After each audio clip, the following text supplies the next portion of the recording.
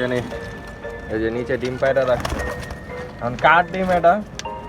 এই ডিমে কি আদৌ বাচ্চা ফুটবো কিনা এটা কেমনে কমু?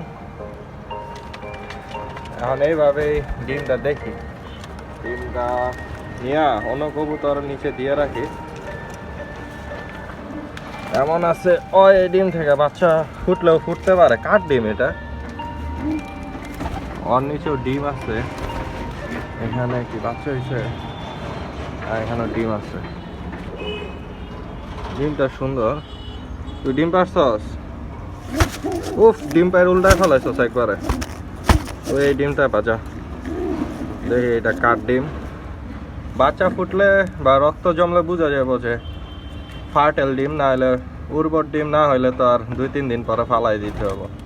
আর ওই আর কি ফোস্টার পেয়ার হয়, সারাদিন এই ডিম তাপানির জন্য বসে থাকে। ফোস্টার পেয়াররা ডিম পারে না, কিন্তু যে কোনো ডিম